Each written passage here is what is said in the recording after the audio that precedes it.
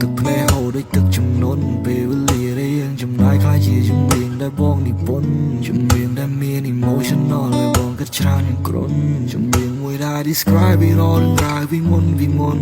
ក្តីស្រឡាញ់យើងតិចទៅខ្លាំងបដូរពីខ្លាំងទៅជាតិចវិញឆាបដូចសាំងមិនរលត់តែគិតយ៉ាងម៉េចវិញស្នេហ៍លែងស្មូតដូរមូទៅជា toxic ភ្នែកហូរលែងជូតនោះគូរនថាចង់ដើរចេញ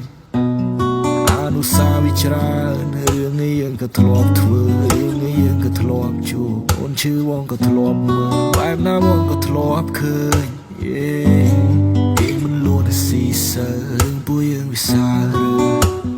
សាសាល្បីវងប្រាំហីឡើងលើក្រៅវីដេអូដែលရှိឡៃវងជងូសោឡើងលើអូនស្ពីមបោវមកទី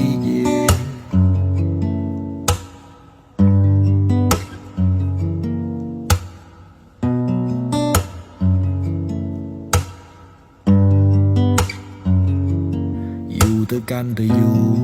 រទៅកាន់តែយ៉ាប់ចង់ឲ្យតឹងតែងទៅជាធូរតែប្រាប់យូរមិនស្ដាប់យូរទៅកាន់តែយូរស៊ូក៏ពួយយើងស៊ូតើជាកម្មឬក៏ជាគូតើជាព្យុះឬអន្តនូព្យាបាលរបួសស្នាមក៏មិនតិចដល់ស្នេហ៍ដែលអូនឲ្យបងទុំនុកចិត្តដែលអូនផ្ដល់ឲ្យខុសពីក្រោយខ្នងថ្ងៃមុននៅជាមួយបងថ្ងៃនេះនៅនឹងអ្នកណាស្ដាយគ្រប់យ៉ាងដែលយើងផ្សងវាស្និទ្ធស្នាលលើពីសង្សារមានគេផ្លុំត្រចៀកឬអូនវងវែង Take you serious តែអូនលេងកៅភ្នែកអូនពោពេញដោយការសម្ដែងឲ្យបងខំតែឯងឲ្យបងខំតែឯងឲ្យបង feeling ឯកាឯកោឲ្យបេះដូងបងឈឺសាចាំងសោឲ្យបងប្រេះឆាតែតោពេលដែលអូនទៅហើយលេងមកអូនសប្បាយហើយមែនទេសុខចិត្តសុខទាំងកាយហើយពិតទេបងខំគិតអូនតែអូនគិតគេស្នេហ៍យើងសាំងពីសូន្យតែអូនគិតទេ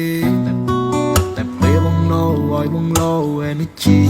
ស្ដាប់មិនលឺសូរទឹកមិនផឹកបាយមិនស៊ីអូនខូចក៏ខូខើ